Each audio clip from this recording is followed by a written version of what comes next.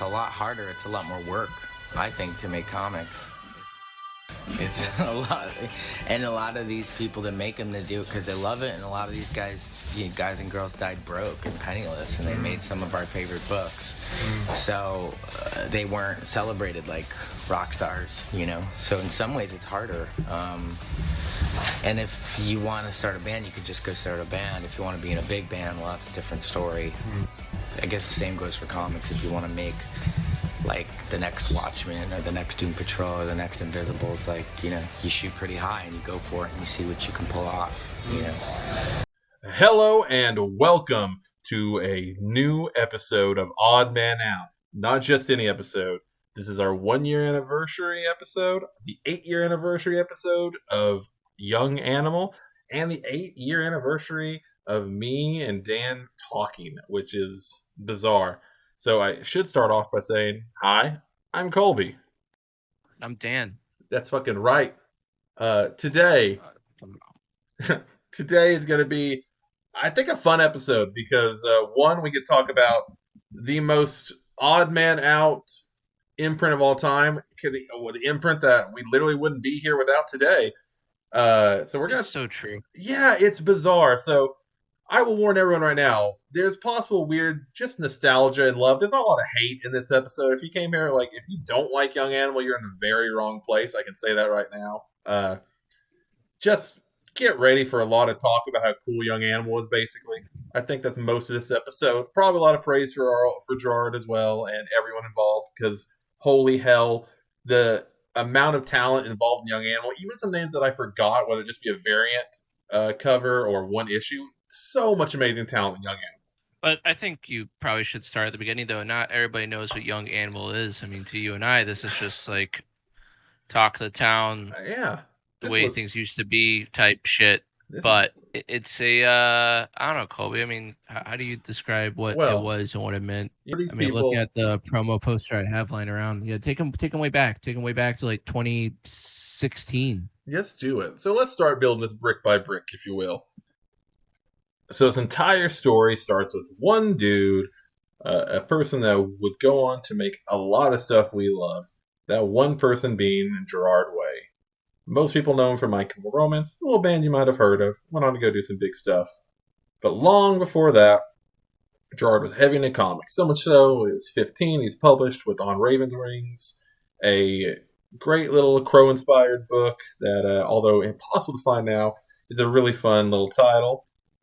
From that point forward, he'd go on and have a lot of dreams of comics, whether it be going to art school, whether it be going and just being obsessed with different comics creators, different comics in general. Eventually, around 9/11, which coming up very shortly after we record this, Gerard would form My Chemical Romance. That band would start touring, become bigger and bigger and bigger. But along the way, would create Umbrella Academy. And as with a lot of artists who start off in one field and transition or make a piece of work in another field, a lot of skepticism when it came to Gerard writing a comic book. Until the comic book came out, and then it wins all kinds of accolades, all kinds of awards, everything you can think of, it becomes this cornerstone of this weird alt comics culture. So throughout the years, Gerard would become friends with different comic book writers, different artists, different editors, including Shelley Bond. So for years, Gerard has talked about wanting to write Doom Patrol and pitching it off and on with Shelley Bond, and timing never really worked out. There were times it almost happened. It never really quite fully formed into that original idea. But eventually at a con, shortly after touring on Hesitant Alien, Gerard would meet up with Jim Lee and Dan DiDio, and they would start pitching ideas of a possible pop-up imprint, including asking him what would Gerard want to do this imprint. And he essentially has talked about just wanting Shelley Bond and her assistant, Molly Mahan, to become the editors for Young Animal, eventually adding Jamie S. Rich later on to the team. But this would kind of be the foundational core of what would become Young Animal. And then they start forming a who's who of really weird talent that not everybody knows. Talent that had been in the industry for a while, but very desperate. A couple of friends of theirs along the way. Or very new friends. Yeah, some very new friends on there. Brings out people from retirement, basically. People like Nick Darrington, who had basically just vanished off the face of the art world if you were only into comics. They were there and gone. You have people like John Riviera, who went to art school with them. So again, making a very tight knit group of people that would become Young Animal. They start forming more and more ideas. And during this era, you have him. You already had in Hesitant Alien, you had Gerard Way really get into his Britpop era, his David Bowie era. Originally wanting to title a sequel album to Hesitant Alien, Young Animal. A lot of ideas that would have gone into that kind of become the meta narrative for Young Animal in general. So the foundation is laid for what would turn in Young Animal. You have this imprint, you have the name, you're assembling the team. And one thing that Young Animal did that was very, very different than most imprints / I don't know, sub-labels, things like that. They did what early Vertigo did, which is instead of having just a shared continuity, they kind of had a shared meta-narrative where the books shared ideas and themes, broad ideas of just transformation, self-actualization, relationships between parents and children, and these little nuggets that kind of tied the books together in a narrative way, but not in a direct, oh, everyone's popping up in everyone's books kind of way, which gave them the same feeling and motif, but not the like, oh shit, we're just waiting for a crossover of crossovers. They'd get to crossovers eventually, but it was not what this universe was built on. But yeah, so Young Animal's born, and around this time, when it first gets announced, I don't know if we've actually talked about this. How did you first hear about Young Animal? So, funny story, this is always like a fun part, I just remembered. It was my birthday. Oh shit. It's a birthday dinner. I'm having my friends and family or whatever at the time. And I think there was some con going on or something. I don't know what con schedules are weird now because I don't know when things start. But whatever it was going on in March, March, April. It might have been a March con. I don't know. It was some type of con around my birthday.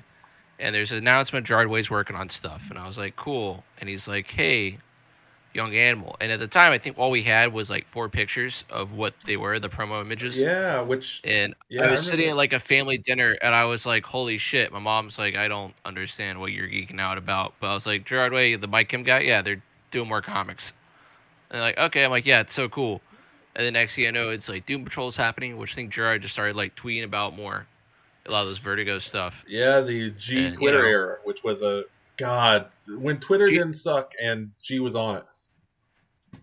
And there wasn't certain political parties involved with things. It's great. No, you could actually reach out and kind of like talk to people on a social platform, and it just be about nerd shit. Rest in peace, Fudge Lord. I think about that guy regularly. One day we'll see him again. One day in heaven. But yeah, man, I was just hanging out at a family dinner, geeking out, not really understanding most of the stuff because these characters weren't like accessible to me yet because young Dan was basically getting his hands on any weird shit he could find back then. Yeah. But yeah, it was probably around my birthday. I think that's when I first saw the announcement. I think that was the initial. I might look it up while we're talking, out of curiosity's sake. Yeah. But yeah. No, it's funny. I don't think I've known you finding out. So for me, at the time, I was doing a podcast called Blah Blah Comics with Derek Moreland, who, if you listen to this show, we had as a guest a few episodes ago, who is now off doing really cool big things. A great children's author. Pause. Yes. The announcement was actually on my birthday. Oh shit! There we go. It's actually my birthday, guys. Crazy. They did a lot of. That's why I was like, "There's." Dude, that's fucking crazy. I didn't connection there. There's a lot, yeah. So a lot of connections.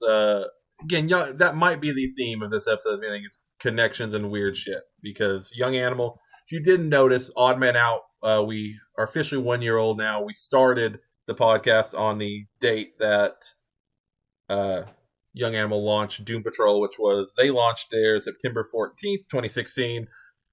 We posted our first thing ever, and then made our first announcement on September 14th of 2023. So they got a little bit of years on us, but they're currently not active, so we can catch up. And hopefully by the time we catch up, new shit, who knows? But yeah, so I was doing Blah Blah Comics with Derek, and so it was during a time period where there weren't a ton of nerd shows covering the weirder stuff. So anytime there was weird shit, we tried to cover it. And so of course I lit the fuck up because I at this point in time, had already been a huge My Chem fan. I was already obsessed with Gerard solo stuff. Already loved Umbrella Academy, and for me, it was like, oh my god, same thing. Like Gerard's working making comics again. Now he's making comics again. He's making fucking Doom Patrol again.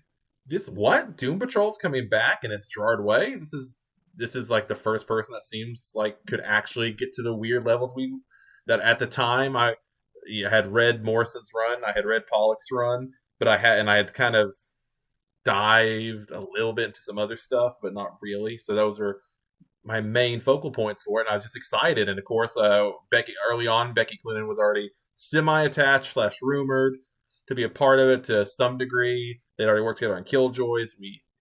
Wasn't clear what was going on, but all we knew about was, okay, Doom Patrol's coming, and holy fuck, there is a cool talent attached to it, which all you really need for a weird book like that.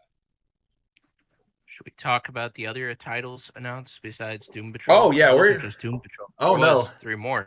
Oh, we're getting. Trust me, this is one of the rare ones. I wasn't sure where we were going this lore. I was trying to set the stage for everybody of how we found out, because then, of course, Doom Patrol, it gets more solidified over a while, and I won't forget the first one that felt really weird and real to me was the previews cover that had Doom Patrol on it and had the full. I believe that was a full story. I don't know if it was the first time it was published or not, but it was in that weird period where previews still kind of mattered a little bit. But yeah, you talking about that promo poster? Oh yeah, I believe it's a promo poster. I believe it was. But yeah, I believe the first time it was shown was either off previews or off of. I can't remember what was first. If it was the previews little poster that was everywhere, or if it was that black and white like ashcan cover thing. Oh yeah, the little ashcan. I think I had that lying around. The Who's Who ashcan they did. I think so. I can't remember, but anyway, they launched out, and from the beginning, it felt different. It felt how it was presented. It was not presented like anything else DC had done at the time. Pop-up imprint was a word that they kept using. Boutique imprint, all this stuff that, again, was just different. You didn't really hear anything like that, especially at that time. It was very new to me. You had heard of different imprints by companies, but specifically calling an imprint focused on art. And as you mentioned, Doom Patrol announced. You had, and mind you, we know what they are now, but when you just hear these names as names, they were kind of mind-blowing to me, because you had Doom Patrol, Shade the Changing Girl, Cave Carson has a cybernetic guy, still one of the best comics names of all time, and Mother Panic. The story on that's so good. Yeah. The story on how they're like, yeah, we're doing Cave the Carson is still one of my favorite bits. Yeah, just going through an encyclopedia and be like, that's it. What's that about? That's the guy. That's what we're doing.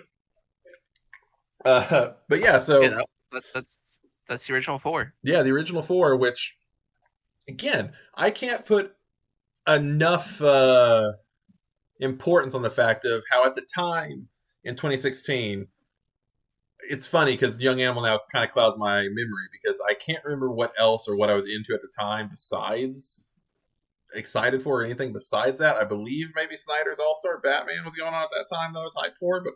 It just started. Yeah, so that would have made sense. I was traveling the world reading those books. Hell yeah. I was... so that was right after my second band had imploded. So I was working on a golf course and very unhappy. So it was a very... Meanwhile, I stayed in a castle. Yeah, no, my castle days were far behind me at that point. That was my pauper days, where you live like a prince. Oh, that's a pauper. I wasn't sure what you were talking. I was like, oh, we're doing that. No, that was much later. We don't need to force that much into it. It's an LGBTQ friendly, but that's an after dark. Choose life, all right? Yeah, well, choose life. Unless you're in deathmatch wrestling. We'll keep going from there. Anyway, yeah. So yes, Young Animal's approaching. Yeah, Young Animal's approaching. September happens, and on again mentioned September 14th, 2016. We get Doom Patrol. We should mention Gerard Way, writer, and of course Nick Darrington, Tamara Bonvillain was all involved. And issue 1, not only did issue 1 launch, but they had a large amount of variants. Normally something I am not for. However, issue 1 of Doom Patrol is one of the few books, not only do I own every variant of, but I had forgotten, not only issue 1, but every issue that had a variant, the fucking names they got for these variants is staggering looking at today. Like, absolutely insane. It's so crazy. I think I had them all down. I don't think I had them all anymore, but yeah. So they were pretty cool. They were, so to go off really quick, issue 1's variants, you had Brian Boland, Brian Chippendale, which again, Lightning Bolt, just already, that's fucking amazing. Jamie Hernandez. Rules, not listened to him before. Oh, I don't know. I don't think I'd listened to him at this point either. I think I only knew of him from comics, because I knew Puke Force, and that was it. See, I already should listen to Lightning Bolt at that point. Like, I was dipping my toes into the noise that Dan would soon consume way too much of. I was definitely into noise at this point, but it was much. It's because I can't. Nine Inch Nails Ministry, fucking Death Spells, Death Grips. I was very much into it already, but they were someone I had just not. I didn't really get into them later. I definitely got to his comics first because of hearing Gerard talk about them. Sanford Green, Babs Tarr, like you had a. That was like early Sanford Green. Yeah, very early. And again, they would continue on like every issue. Fucking issue 2, Michael Allred. 3 had Simon Bisley. You had fucking James O'Barr. James O'Barr in issue 8. Fucking issue 4, you had Paul. I'm gonna fucking name of Rittler, I believe. 5, also name I always fuck up his name. He's a dude that does shit I love too. What's his name? Farrell Dolan. I always fuck his name up. Earl Dalrymple. There you go. Fucking, like that guy. Yeah, never. I don't think I've ever heard his name said out loud. You're welcome. Thank you. Sample Man, Tula Toy, Tom Fowler. You had all kinds of shit going on. It was like, and that's just like the Doom Patrol variants. Just the Doom Patrol variants alone, and just the early Doom. That's not counting Weight of the Worlds. That's just issues. True. That's just issues 1 through 10 of the first run. But so September 14th happened. I should also mention, this is kind of semi-important to the story. I used to be very big on trying to get reactions, reviews, and talk about any weird book that I liked on my YouTube channel. I was trying to be TikTok before TikTok. Yeah, I was on top of that shit. I used to. If I was more on top of it, I probably would have had more success, but I would go through phases of being like very on top of it and fucking out daily, edit it out, and get them out fast. So like Doom Patrol, I remember I went to the comic shop, bought every fucking variant I could find, read the book, literally read it for every single variant. I read it because I hated the idea of buying a book just for the cover and not using it at least once. So I fucking read that first issue like 5 times in one day. Recorded a review of it, put it up, and then talked about, like, got it ready for the podcast, all that kind of shit. Took down notes for all that. Should be important. So later that day, got a comment on that post from someone asking about if the Rachel Pollack run was worth reading, and they were just getting the Morrison run, and they're really into it. They really like the first issue, and if I'd recommend the Pollack run or any other stuff like it. Talked to that person for a little bit. Talked to him off and on for a little bit through comments, because they would continue to leave comments through a couple other reviews I would do. It's so fucking annoying. Oh, I know. It's fucking terrible. It's fucking awful. I mean, it continued. People are fucking awful. They are. I mean, it continued because Shay the Changing Girl came out October 5th, 2016. That fucker in the comments of that one, too, I looked up yesterday. That's a book from Cecil Castellucci, Marley Zarcone, and Becky Cloonan. Andre Parks and Ryan Kelly and Kelly Fitzpatrick, also heavily involved in that series, I should mention. Also, before I forget, we mentioned Shelley Bond and Molly Mayhan. Jamie S. Rich would also be an editor added a little bit later on to the runs. But anyway, so Shay the Changing Girl comes out. Person leaves another comment. They had a username that this one knows a little well. I won't say it right now, but the username started becoming familiar at that point. So it became a regular person I talked to. But around this point, probably a serial killer. Probably. But I promise, these seeds grow somewhere. Shay the Changing Girl comes out. And again, I wasn't knowing what to expect. I had read a little bit of Shay the Changing Man, but not a lot. It was very hard to find at the time. And I had Still hard to find. True. That is true, sadly. It's another one that really needs some... It's getting an omnibus soon, though. This is a sidetrack. I'm glad it's getting reprinted. I don't love the current trend of, like, reprinting stuff in Omni just because I feel like, God, it prices out anyone who just wants to discover it. But I absolutely agree. Carry on. So the Changing Girl comes out and kind of blows me away because I have this is what, especially at this point in time, I had no fathomable idea of what to expect from this series. Or Doom Patrol. We should rewind a little bit.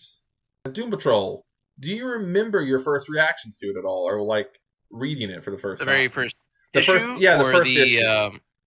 I don't remember much of the initial reaction as far as like I know I liked it. I know I read it and turned my phone off and was very much like this is good and this is awesome. I remember the first time I saw the Cliff Steele basically Dope Smoker Sleep tribute. Yep.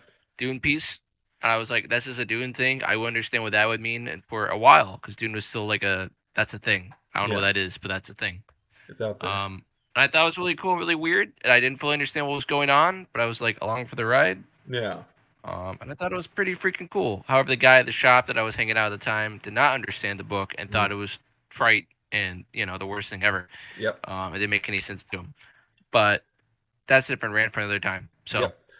And I think that is something that will pop up a lot in Young Animal. Young Animal somehow captured that same energy that, to be honest, that My Chemical Romance did in the people who really loved it and got it, clicked with it almost immediately, and they really they got what the message was. They got this weird unity and this weird imprint. Because that's something I can't stress enough about is how, to this day, I've never felt an imprint where the line wide I'm into, everything kind of feels like it has a purpose, especially this first half of Young Animal. Like it felt like such a cohesive unit of people all working together to make something special just for art's sake. It's something you don't see a ton of. That would continue on. Cave Carson has a subject guide dropped October 19th, 2016.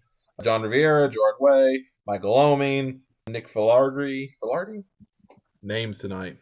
They're fucking me up. Another issue that harkens back to the 50s, 60s Adventure Command comics, and a very different take. A book that, again, you don't see a lot of. I know, as Dan mentioned a little bit earlier, starting to really get into a current Kirby kick. And, of course, this Young Animal would later on add even more Kirbiness to it. But for a minute, this is like the most Kirby you had on the stands for a long time in DC, where it's like this just fucking weird adventure book of this bizarre psychedelic Tom Scully backups. Yes, which tell you what, but the Tom Scully backups were insane. Very much insane.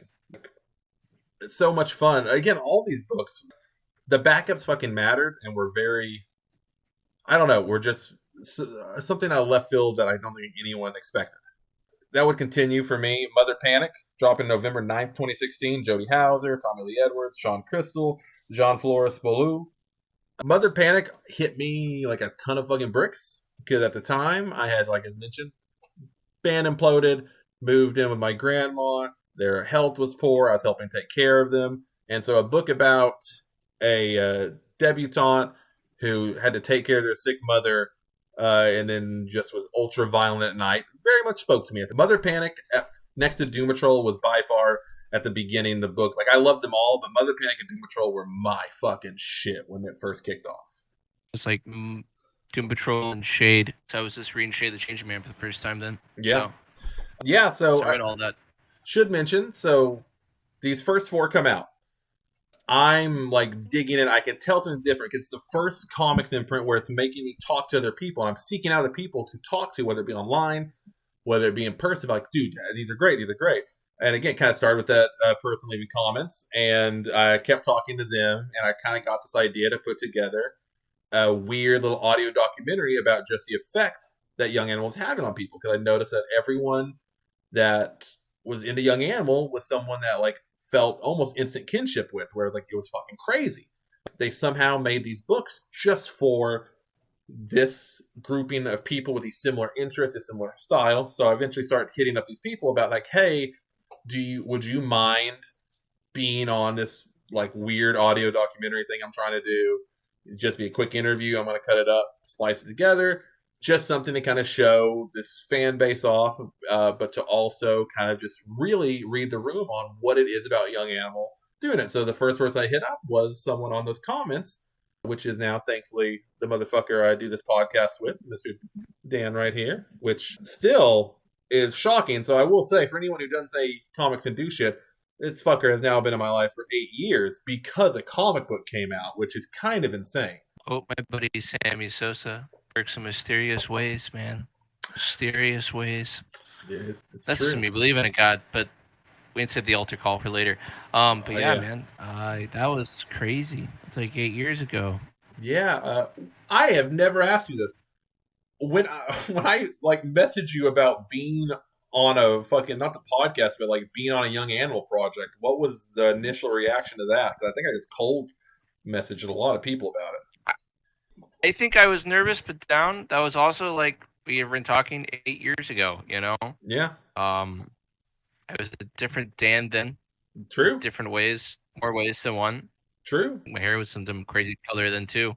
True. Much more Skrillexy at the time, if I remember right. Skrillex was until about 2020. No, 2019, 2020. God damn. Never mind. Yeah. I can't remember. Skrillex would not come until later in the timeline. No, that was just like, I think I just had some type of color hair, shaggy shit. I don't fucking remember. Yeah, I actually don't know. I did Mohawk? Oh, no. I don't know, because those were all audio. Yeah, I remember. Yeah, it was audio, but yeah, I remember it was cool. I remember doing it. I remember doing the back room of the back of Acme Comics down in Lawndale, looking back at it, which was a whole different time. Yeah, but yeah, in the back, the back area of there, and it was cool. I mean, I didn't know what I said. I just remember being nervous because I was in the break room, just like talking on a phone call. But yeah, that's what I did. No, that's cool. It was fun. I'll have to probably. I'm sure by the time this is up, I'll have shared it, or we'll have shared it on fucking Instagram or fucking YouTube or somewhere. That doc, but yeah, it was funny because I think you're the only one. There was one or two people from there I kind of kept in touch with, and then like normal internet friends, they mostly faded away. This one of them did not, and always crazy to me because it is something truly that's like. Not to get over sentimental, but it's just something that's so crazy to me about seeing very different people from very different walks of life just being brought together because of the similarities and love for a piece of art. And again, multiple people was. It felt the only thing I can compare it to is it had that same feeling of when a band starts taking off and the fandom starts like not hyper fixating on the fame of the band, but more so the message and the emotions that band is bringing out into them. A lot of bands have done that, but it is something I had never seen a comic book imprint did. I know people talk about Vertigo that way in the 80s and early 90s. However, we were not alive for that. So this is, for at least my bet, I'm guessing the closest in the modern era someone can get to feeling like Vertigo did as far as that emotion that the fans had for the project. I mean, different was. It was like there was fans, but it wasn't, at least from my side of things, as many people as I had hoped, you know? It wasn't, but it almost kind of worked for it in a weird way because it also it brought in a lot of non-comics fans, which I remember that being a thing at my shop I was going to at the time where they used to talk about whenever I would talk about Young Animal. They would be like, yeah, it's great, but everyone who's subbed to Young Animal, they're subbed to every Young Animal book. They pick it up every week. But even when they try new stuff, they just don't like anything else on the stands right now. And I remember vividly telling my guy at the time, Unknown Comics Amarillo, shout out to you guys. I have the Milk Wars little milk thing just because of you guys, so I appreciate that. But I remember telling them, like, yeah, it's not comics fans, it's people who are into this art. And they haven't quite bridged from the art to the comic book because, again, at the time, nothing else was like it. There was really no... I remember people asking, you yourself asking what to recommend. And everything to recommend in the same vein was either super indie or from 20 years ago at the point. Which a lot of stuff was hard to get in touch with. You couldn't just get copies of all those older shit as much. No, I mean, we had... It was hard to find shit. That was part of the reason, we had started really talking because... I had gotten very lucky and didn't realize it, but at the time, the Rachel Pollack run of Doom Patrol was almost impossible to find. Like, almost impossible just going through singles. I had all of it and bought him by piece, ironically, in dollars, which was pretty nice. It was pretty cheap. I think Piano Snakes, who will probably listen to this, has my run still. So I hope he's enjoyed it. So I also hope so. I hope so. I very much do. Because I swear, if you've not actually read it at this point, Piano, bad things will happen, buddy. Piano, I'd be ashamed. You better be reading it right now. Piano, if you haven't read that run, pause this right now. Go to our group chat and type in "sorry," and then read Rachel Pollack's entire run in one night. And we'll talk about it on the show. Yeah, next show you come on, we'll talk about it. And that's spoiler. Hopefully it's not the next episode, but if it is, you know what happened. Hopefully the next episode is just us and Piano talking about something else. But if it's the Rachel Pollack run, they need to catch up. It's us doing wrestling 101 with Piano. It's gonna be awesome. It's gonna be so much fun. We do need to do that one. But so if this series wasn't enough for us already, and wasn't enough about evolving and changing, it fucking did something unheard of in modern comics. It had an event that you skipped a part. What did I skip? Oh, was Bug? You skipped Bug, man. I did. Bug was right before that. That's right. Now, so sorry. Thank Jack you. Kirby turned 100. Yes. The reason I know because I'm on this Kirby kick all of a sudden. Thank you. I won't lie. I had my Bug notes on the wrong page. Yeah. So shout out. This is for you, Derek. This is where Derek, friend of the show, mentioned earlier, been on the show. That he got very, very excited for Young Animal for the first time because the first time they dove into a comic character that did appeal to some hardcore comic fans because it was a lesser known Kirby character, someone that unless you were into Kirby and into his big DC story and his big arc, you may not know of, which was great for Young Animal because it was a great bridge between older comic fans and younger ones. You had fucking Bug, the Adventures of the Forger, come out, which was, I like to call it, all the Allreds. All the Allreds were on this book. It was the whole Allred fam, you know? Yeah. The whole family, I think. Yeah, Lee, Michael, Alora, because I had the trade, because I'm about to read it for the first time, I think, really. Yeah. I don't think I've actually read it all the way proper. Oh, shit. I didn't understand it when I was young, because we were not establishing Jack Kirby like Kenobi was there. No. So. I'll be honest, I really dug it. However, a lot of me was like, Derek just being like, this is the best DC book they've put out in years and years. And it's like, to me at the time, like, I liked it, but at, fucking whatever, however old I was at the time, I was like, man, this is good, but I think it's there's a lot of Young Animal stuff better. And now looking back, I think it's really impressive how it wasn't a matter of quality, really. It was the fact that Young Animal really was started reaching different people in different ways while maintaining that core base just by putting out really good fucking comics that even if it wasn't your bag, you would still want to read. It also didn't help the fact with like that book in particular because it was a bunch of old 70s heads. You had Paul Pope variants. You had all like, that type of stuff going on too. Mm-hmm. And that was a hard sell. Oh, yeah. And the other thing about Young Animal that I think Colby kind of sidetracked for a second. It's okay. We're not talking about a lot of shit here. Is the amount of backups for different books. Yeah. Yes. They like James Harvey, who is a legend to me and Colby. Yeah. Did a whole backup with some old 60s character. What you got? Oh, I was going to say, James Harvey will come into play a little bit later, too, being a big part of Weight of the Worlds. Oh, it is. Yeah, the dude just constantly is around. He was awesome. The guy's super sick. Love to have you on the show, James, if you're listening. 100%. Mouth Baby, still have that piece from Mouth Baby hanging up in my workout area. It's inspiring, Mouths. Well, really quick side story that doesn't do James Harvey. When he was doing this, when he was doing Mouth Baby, you could at the time he was doing a thing where you could purchase it and he would draw something of it, do a little sketch for you, and I only knew the work from Young Animal. That's all I did. So knowing that, all I remember is like, I want the main character Mouth Baby with the laser gun, and so I think I had the only piece of James Harvey art in the world that has a dad from Mouth Baby just holding a fucking laser gun, looking confused by it. And maybe my favorite piece of art I own next to it's tied for it's up there.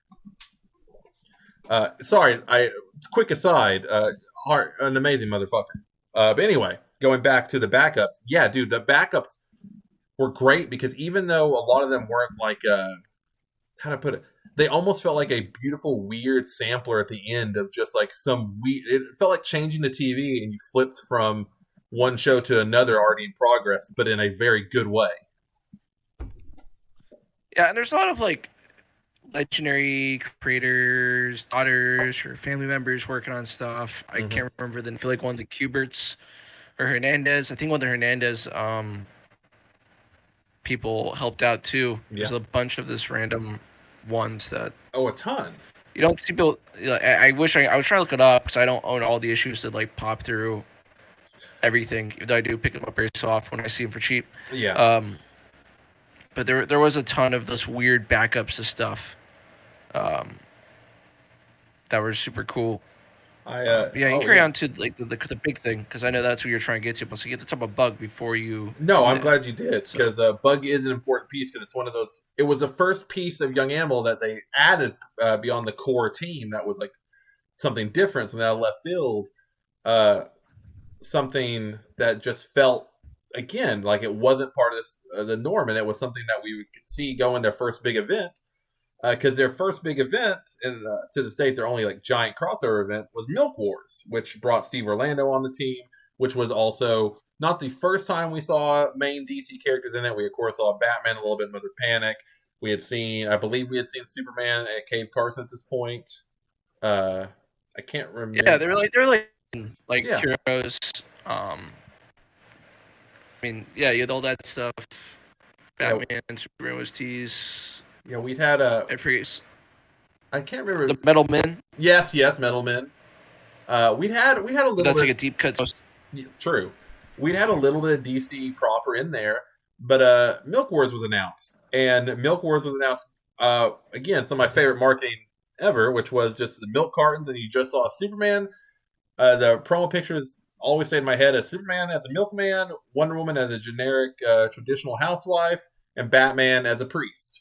And it's like, what the fuck is this? What is going on here? And Gerard, also a Cave Carson with Swamp Thing. Yes. I don't think there was like a weird bit.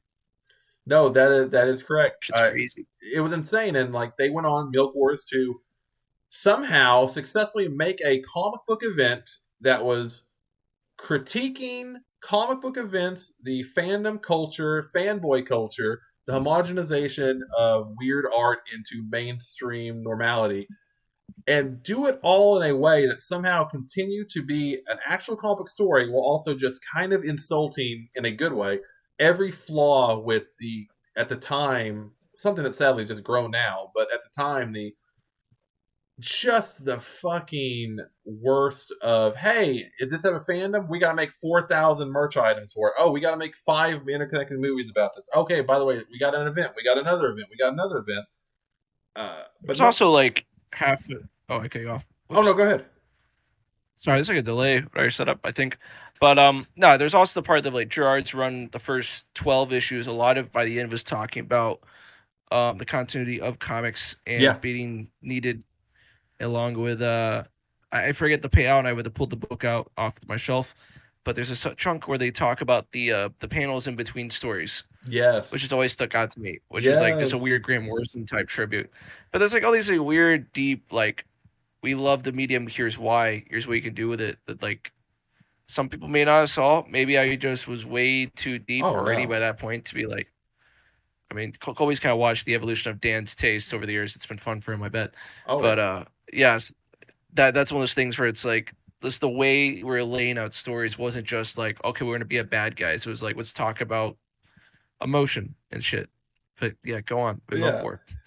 So Milk War, also speaking of young, at this point in time, I can't remember exactly when Milk War was, a slightly older but not as young of Dan. But the biggest pop I remember getting from you in Milk Wars, which God, that sentence sounds awful. But 2018. Yeah, 2018. It's been right before Backyard. Yeah. Oh fuck. So 2018. I remember getting a text from you freaking out because I'll put it this way. young Dan still doesn't like them. I have grown to dislike them well, but turning Funko Pops into a main villain or to a major villain for a little bit in Milk Wars made a young Dan, I remember, very, very fucking happy. And I'm glad you remember, because I don't remember that. Oh, dude, I don't know why, but I think it was a Cave Carson issue where like all the Funko Pops attack him. I just remember getting an ecstatic fucking text about fuck these. There might have been some cowboy mixing. I don't even know. Cowboy juice mixing. I don't know, because this was like I don't have. God, I'm not scrolling back to this little fucking that. I don't remember when, but I just remember it stood out of like. That sounds right though. Yeah, like you were fucking, and again, also just them calling how much the overproduction mass media would destroy superhero comics and culture. One of those Kojima moments for Gerard of like, oh yeah, they just fucking predicted it perfectly. But also, what I love about Milk Wars is the rare event that an event happens, and guess what? It not only did in canon it change the universe, in reality it changed the universe of books. Everyone had a new update. They did like Wave 2 after everything caught up, because there were some delays that were kind of annoying. Not gonna lie. Everything I love, it's massive delays, Colby. You know how this works. Really, typically, the stuff we love, if it doesn't get delayed at least once or twice, then it's not really for us. I think that's the rule. Looking at you, Gargoyle. God, that Gargoyle's never coming out. You. Ultra Mega's actually coming back. It's back. We are. Dead. I'm finding an Ultra Mega next week, baby. Yeah, it's not dead, so it's back. It's back. Also, there was another announcement after Milk Wars that I don't know this book as well. After Milk Wars, we got new universe, new status quo. Yes, guys, so I fucking Dan Dio, and you also got Eternity Girl. Yeah. Oh, and I fucking loved Eternity Girl. I swear by Eternity Girl, the second coming of Flex and Salt. Most of that book. Fucking Mags, Asagio. I feel like I need to go back to it. You should. Sunny Lou, Chris. I forgot about the book. Oh, dude, I fucking loved that book to death. It was, oh god, there are some old blah blahs of. I can't remember exactly when everything started, but there's some old podcasts where I am just fucking coming all over it, because that Eternity Girl is amazing. I stand by that. It was good. I don't want to say my favorite, because I love it a lot, but so Eternity Girl's there, but we should mention Wave 2. Again, titles change. You have Cave Carson has an intergalactic eye, now adding Nick Filari to the mix. You had Mother Panic, Gotham AD. It's all space. Yeah, it's all space. Great. Mother Panic, Gotham AD. I never finished that one. Never did. Oh. Basically, Batman Beyond type thing. I remember if Mother Panic AD was like we're in the future now. Yeah, well, it was they switched universes, so now they are I can't remember all the specifics, but now it's like similar timeline, except for it's like her mom's not there, Batman's not in this universe. There's all kinds of different stuff. You had a new art team. You had Jordan Boyd hop on. You had, I'm gonna butcher your name and I apologize, Ibrahim Muslostov. I can't. Foster, I can't. Yeah, I do apologize. Dude, amazing. Sorry. Yeah, I always. Is that where they get Joker with a beard, Joker with a goatee or something? Yeah, some weird Joker in that one. You had some just crazy shit. Very, very, very different stuff. Again, the obvious one that is still maybe my favorite changing name ever is Shade the Changing Woman. It's simple but great name change. If I remember correctly, also included the Rack Shade from the 90s from Barry Milligan. Yep. So. Also, yeah, finally actually popping in. And of course, we mentioned earlier you had Doom Patrol Way to the Worlds, which would kind of change format into a ever-changing round of guest artists, essentially. Which it's also like not really Monster of the Week, but Problem of the Week, Doctor Who style writing. A little bit. You had the Cliff narrative kind of being the one tie between them all of like, what the fuck's going on with Cliff? He's just getting more and more powerful and more kind of out there. Should mention that team because you had Becky Cloonan on proper art, Jeremy Lambert, I mentioned James Harvey earlier, Nick Patera, Omar Francia. You had again, incredible name after incredible. Friend of the show, Michael Conrad. Yes, again, we didn't mention Conrad, of course. Shout out Michael Conrad, basically uncle, I think. I thought he's the odd uncle, the odd man out uncle. The odd man out uncle. We need him on the show. He does need to come back. I know he doesn't realize it. He was in like essentially the secret episode of Odd Man Out, essentially that wasn't called Odd Man Out at the time. That was a good episode. I'm so proud of the episode. I very much am too.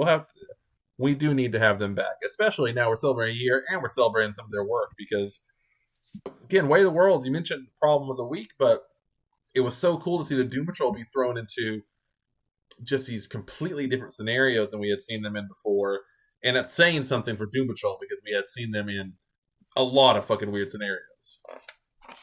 But yeah, so you had this Wave 2, and towards Wave 2, we mentioned Eternity Girl. Eternity Girl wasn't the last of kind of these books that were attached to young animal, but weren't like directly into the like.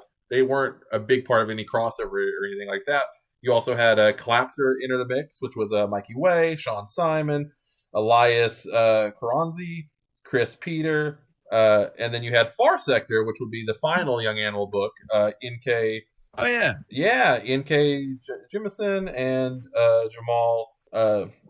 Why am I'm fucking up names left, right, and center? I apologize to everyone. But you had Jamal Campbell, right? Yes. Sorry, I'm half going off memory and half going off notes that I clearly wrote too late because they're hard to read. It's been a long day, man. It has, but we're fucking Young Animal time.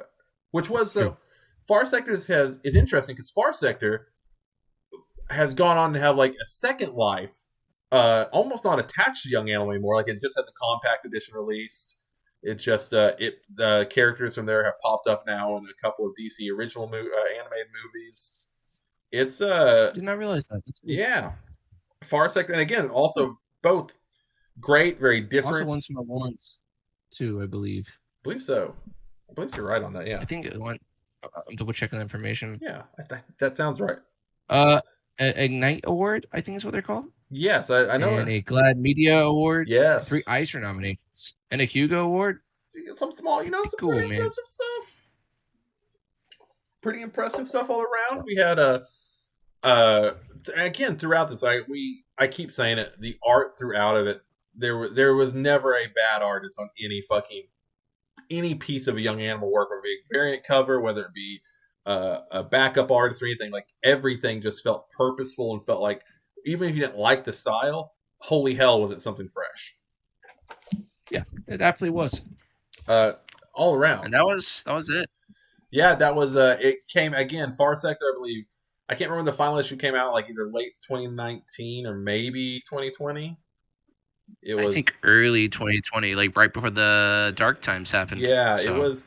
It extended far beyond anything else in Young Animal. And again, going out on a high note, but Gerard had always called it a pop-up imprint, and as quickly as it came, it disappeared into the night and took with it all the awesome shit.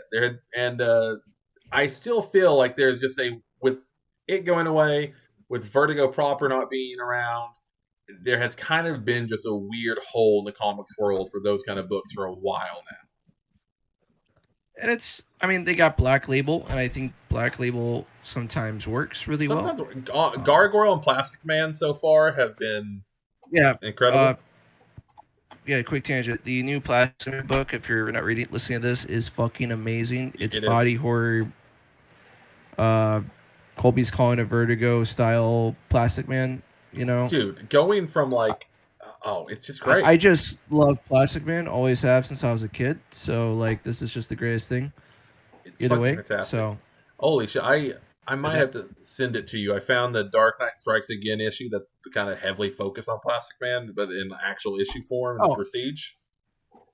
Okay, yeah, I have because he's part of that book. Because Dark Knight Strikes Again last year, and his brother is a great book, incredible, and should be more respected than people give it. So I'm talking about you. I don't I'll know. be both on the show.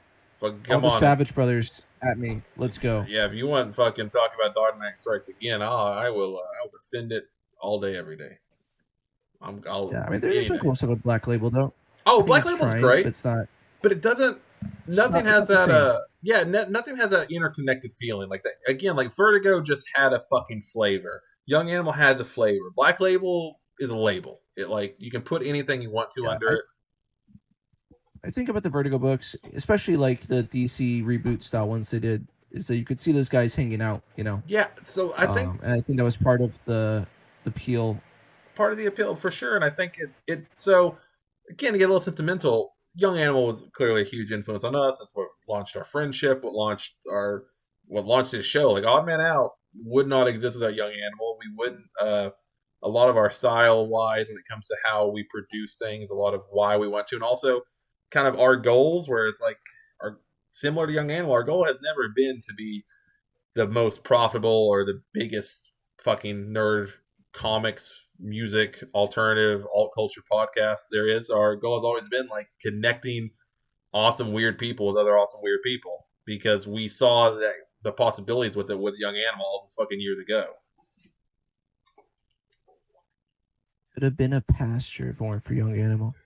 Dude, it would be. Dude, there's so we don't play this game too long, but it is one of the few times like genuinely I would not be the same person I am without Young Animal for several reasons.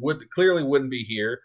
I highly doubt would know you. We would be. It would be one of those weird realities where it's like we'd pass each other in random comments and shit on different fucking thread boards and shit. But that's about it. Never knowing. Probably get into an argument without knowing it at one point in time. That's about it. All some crazy names. Dude, the amount, the rudeness. But so yeah, rudeness. So much. I will say, knowing today, and knowing it's our fucking our podcast first year, I will say we might have to do something special for Young Animal, because I'm looking at my bookshelves, because I'm me, and of course I did this. I have some extra copies of certain volumes, so we might have to do some kind of fucking, I don't know if I want to call it giveaway or something to celebrate the first year. Get Young Animal in the hands of more people who haven't read it, at least. I don't know what to call it, but something like that. I think a giveaway is a good idea. So, someone, a very good friend of ours, especially mine, suggested a giveaway. So I think it might be the way to do it. Might be. And again, Young Animal is something I truly think when it's in the right hands and the right people, it can have a difference. And it's something we don't normally talk about hot takes or different takes, but it is something that I stand by, and that I think it might be, if not the greatest thing Gerard Way has done, it is one of the greatest things Gerard Way has ever done. It's up there for me. I really think it's up there of things I go back to more than I do like that one Bad Record, Black Parade, or other things. So we'll put this one. I will say I don't believe Black Parade to be a bad album. I believe it's a great fucking album. It's a masterpiece of an album that is the fourth best album My Chemical Romance put out. Yeah, you're right. It's got like three good songs. That's basically it. So I appreciate every song to keep it balanced, fair here. That being said, I will fight to the death that Danger Days is the best thing My Chemical Romance ever did. That's just not up for debate for me. I'm sorry, anyone out there. Come at me with your 3 cheers. Come at me with your fucking bullets. Someone's gonna yell about fucking like the Attic demos because they're like, oh fuck, they were so pure. It's like, yeah, sure, dude. I'm a Paper Kingdoms guy. You're a Paper Kingdoms guy. You're fucking dreams of drowning and being, or what, the dreams of stabbing and being stabbed. We'll get it's all Paper that Kingdoms, stuff. Man. Wait, don't say that. Knowing our luck, we're gonna fucking, before this episode comes out, they're gonna fucking announce Paper Kingdoms is out, and you're gonna be like, well, shit. Because then, Oasis is back. I don't know what year it is. Oasis is back. Linkin Park is back. Fucking by Kim. The Cure's teasing something. Yeah, the Cure's teasing something. Childish Gambino's back. I'm sure there's other shit that's back too. That election year. It's great. I love it. It's so much fun. There's a new Warhammer game out. There's a new PlayStation coming out. Dude, it's the time. It's the time of times, but legitimately, so we don't. I think that's all we have to say on Young Animal, right? Yeah, I think so. Got? I mean, is it all we got? No. Could we keep going for another long period? Yes. Do we want to keep this probably under an hour? Yeah, because again, we could talk about. There's not many things I say we could talk about all day. Young Animal, I truly believe if we went unfiltered and too long, again, I'll put it this way: we didn't even fucking talk about Hesitant Alien, which I know we had talked about being part of this podcast, but that's a whole. It'll come at the right time. We'll get someone else on. Maybe talk about the album as a whole with someone else. I'm not sure who we'll get. We'll get somebody. Well, as always, we say all the time, Gerard Way, you're always welcome on the show. If you'd like to talk about Hesitant Alien, Young Animal, we'll gladly do a part 2. Don't worry about that. We won't talk about My Kim, though. That's the only rule. If you get on here, I don't fucking care what's coming next to My Kim. If you're on the show, we're talking about Young Animal, and we're talking about Hesitant Alien. Ice cream. Ice cream will be had. Probably some toys, to be honest, just because of that. Probably some anime. But there's other people talk about My Chemical Romance stuff. As much as we love My Chemical Romance, I'll be honest, I would rather be the band. Also, we know you're fucking working on something with Grant Morrison, because we did ask Grant Morrison about it. And the one time we had interaction with Grant Morrison, I asked specifically about that, and they are constantly saying that they're working on some idea with you. So you know what? We got to get the other side of that story. I don't. Do you have any other musings or in Young Animal on or anything? I think that line changed my life. I probably wouldn't be into some of the shit that I'm into now.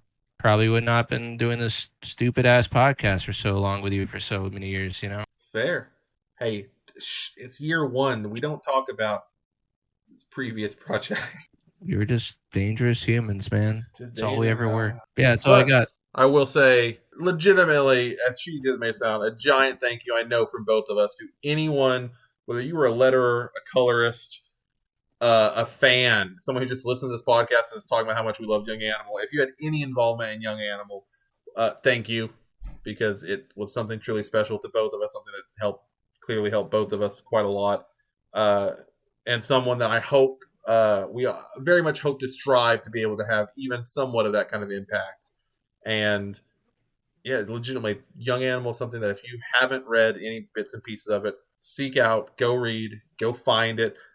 Legitimately, if you haven't read Young Animal, let us know, and we will help you fucking find copies of Young Animal. I will go out of my way to put Young Animal in people's hands. Anyone who worked on Animal has an open invitation for this show at any point in time. I don't care if we're interviewing someone else. You want to hop on and just talk for a minute? Well, guess what? They're throwing that conversation too. But overall, if you were a fan, let us know what you were a fan of, why. If you weren't, let us know what you want to read from it. But no matter who you are, legitimately thank you so much for listening to this. We have a lot of fun stuff coming up for, I guess, year 2, whatever we want to call it, year 2, season 2. The next chapter in Odd Man Out begins with this. And we don't really have an after credit scene. I'll tell you now. You don't have to stay till the after credits. But thank you, and we will see you in another episode, another podcast, another weird thing pretty soon. See you guys later.